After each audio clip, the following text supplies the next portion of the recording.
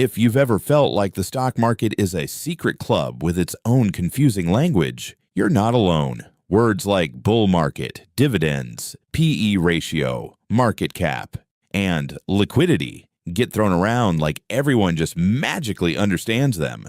But here's the truth. Once you learn the language of the stock market, everything suddenly starts to make sense. And today, that's exactly what we're going to do.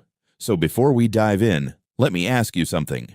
What if, by the end of this video, you could listen to financial news, read investing blogs, or even start investing and actually understand what's going on? What if all those intimidating terms became tools you could use to build real wealth? Stick with me, because this is going to be one of the most important videos you ever watch if you want to understand money, investing, and how wealth is really built. And quick favor, if you want more content like this that breaks down complex financial ideas into simple, actionable knowledge, hit that like button and subscribe. It helps more than you think, and it tells me to keep making videos like this. All right, let's get into it. Let's start from the absolute foundation. What is a stock? A stock is simply a small piece of ownership in a company. When you buy a stock, you're not just putting money somewhere. You're actually buying a tiny slice of that business. So if you buy shares of a company, you become a shareholder. That means you own part of the company, even if it's just a very small part. Now, why do companies sell stocks? Companies sell stocks to raise money. Instead of taking loans, they offer ownership to the public. In exchange, they get capital to grow their business, expand operations, develop products, hire people, and more. This leads us to another key term, IPO, initial public offering. An IPO is when a company sells its shares to the public for the first time. Before this, the company is privately owned. After the IPO, it becomes publicly traded, meaning anyone can buy its shares on the stock market. Now let's talk about the place where all this happens. The stock market. The stock market is where buyers and sellers come together to trade shares of companies. It's not just one place. It's a network of exchanges where stocks are listed and traded. Think of it like a marketplace, but instead of buying food or clothes, you're buying ownership in businesses. Now, here's where things start to get interesting. Stock price. The stock price is the current value of one share of a company. But here's something most beginners misunderstand. The stock price is not random. It's determined by supply and demand. If more people want to buy a stock than sell it, the price goes up. If more people want to sell than buy, the price goes down. That's it. Simple, but powerful. Now let's talk about one of the most famous terms you've probably heard, bull market. A bull market is when stock prices are rising and investors are confident. The economy is usually strong, companies are growing, and people are optimistic. On the flip side, we have a bear market. A bear market is when stock prices are falling and investors are pessimistic. There's fear in the market, and people are selling more than buying. Understanding these two terms alone can completely change how you see the market. Now let's talk about something that separates beginners from serious investors. Market capitalization, or market cap. Market cap is the total value of a company's shares. It's calculated by multiplying the stock price by the number of shares available. So if a company has 1 million shares and each share is worth $10, the market cap is $10 million. Why does this matter? Because it tells you the size of the company. Large cap companies are big established businesses. They're usually more stable but grow slower. Mid-cap companies are in between, some growth, some stability. Small-cap companies are smaller, riskier, but often have higher growth potential. Now let's talk about something investors love, dividends. A dividend is a portion of a company's profits paid out to shareholders. So instead of only making money when the stock price goes up, you can also earn income just by owning the stock. Some companies pay dividends regularly, quarterly, for example. Others don't pay dividends at all and instead reinvest their profits to grow faster. Now, here's an important term related to that: dividend yield. Dividend yield tells you how much income you're getting relative to the stock price. It's calculated as dividend per share divided by stock price. So if a stock pays $2 per year in dividends and costs $100, the yield is 2%. This is especially important for income-focused investors. Now let's talk about one of the most misunderstood concepts: volatility. Volatility refers to how much a stock's price moves up and down. High volatility means big price swings. Low volatility means more stable prices. Many beginners fear volatility, but experienced investors often see it as opportunity because price swings create chances to buy low and sell high. Now let's move into something a bit more analytical: P/E ratio. P/E stands for price to earnings ratio. It tells you how much investors are willing to pay for $1 of a company's earnings. So if a company has a P/E ratio of 20, it means investors are willing to pay $20 for every $1 the company earns. A high P/E ratio might mean the stock is overvalued, or it could mean investors expect high growth. A low P/E ratio might mean the stock is undervalued, or it could signal problems. Context is everything. Now let's talk about liquidity. Liquidity refers to how easily you can buy or sell a stock without affecting its price. Highly liquid stocks are easy to trade. Low liquidity stocks can be harder to sell, especially in large amounts. This is crucial because you always want to know you can exit a position when needed. Now here's a term you'll hear all the time: portfolio.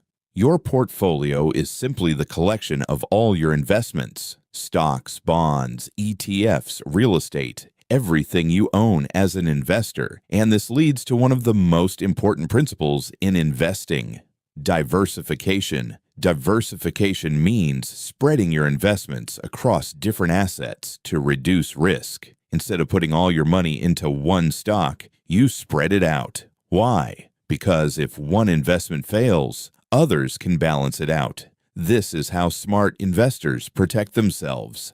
Now let's talk about something beginners often overlook: risk tolerance. Risk tolerance is how much risk you're comfortable taking. Some people can handle big swings in their portfolio. Others prefer stability. There's no right or wrong, just what fits your personality and goals. Now let's go deeper into strategy. Long-term investing. This is the strategy of holding investments for years, even decades. Instead of trying to time the market, you stay invested and let compounding do the work. This is how most wealth is built. Now compare that to trading. Trading involves buying and selling frequently to profit from short-term price movements. It can be profitable, but it's also much riskier and requires skill, discipline, and experience. Most beginners underestimate how difficult trading actually is. Now let's talk about one of the most powerful concepts in investing: compound interest. Compound interest is when your returns start generating their own returns. So instead of earning money just on your initial investment, you earn money on your profits too. Over time, this creates exponential growth. This is why starting early is so important. Now let's break down another key concept: index. An index is a group of stocks used to measure the performance of the market. Instead of tracking one company, you track a collection. Now this leads to index funds. An index fund is a type of investment that tracks a market index. Instead of picking individual stocks, you invest in the entire market. This is one of the simplest and most effective strategies for beginners. Now let's talk about ETFs. Exchange-traded funds. ETFs are similar to index funds, but they trade like stocks. You can buy and sell them throughout the day. They offer diversification, flexibility, and low costs. Now here's a term that often confuses beginners: short selling. Short selling is when you bet that a stock's price will go down. You borrow shares, sell them, and hope to buy them back later at a lower price. It's advanced and risky because losses can be unlimited. Now let's talk about margin. Margin is borrowing money from a broker to invest. This can amplify gains, but also amplify losses. It's powerful, but dangerous if misused. Now let's talk about something critical. Broker. A broker is the platform or service that allows you to buy and sell investments. Without a broker, you can't access the market. Now let's talk about fees. Every transaction can come with costs, commissions, spreads, management fees. Over time, fees can eat into your returns. Smart investors always pay attention to costs. Now here's a term you need to understand deeply. Market order versus limit order. A market order buys or sells immediately at the current price. A limit order sets the price you're willing to buy or sell at. Knowing the difference gives you control. Now let's talk about earnings. Earnings are a company's profits. Companies report earnings regularly, and these reports can move stock prices dramatically. Now let's talk about guidance. Guidance is what companies expect for the future. Sometimes expectations matter more than actual results. Now here's something powerful. Valuation. Valuation is determining whether a stock is fairly priced. Is it cheap, expensive, worth it? This is where real investing skill comes in. Now let's talk about growth versus value. Growth stocks are companies expected to grow rapidly. Value stocks are considered undervalued compared to their fundamentals. Different strategies, but both can work.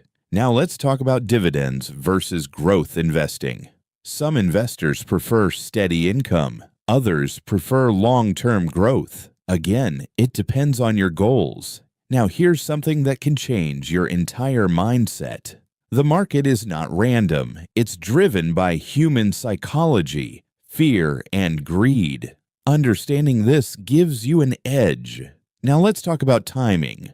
Trying to time the market, buying at the lowest point and selling at the highest, is extremely difficult. Even professionals struggle with it. This is why many investors focus on consistency instead. Now here's a strategy you need to know. Dollar cost averaging. This means investing a fixed amount regularly, regardless of price. It reduces the impact of volatility and removes emotion from investing. Now let's talk about inflation. Inflation reduces the purchasing power of money. If your investments don't grow faster than inflation, you're actually losing value. This is why investing is so important. Now let's talk about recession.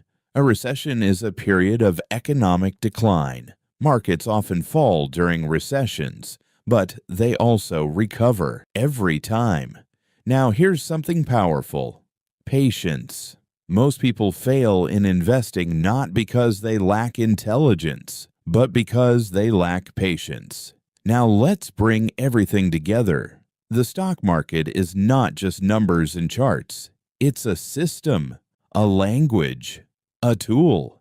And once you understand the terms, you unlock access to one of the greatest wealth-building machines in history. So here's what I want you to do next. Start small.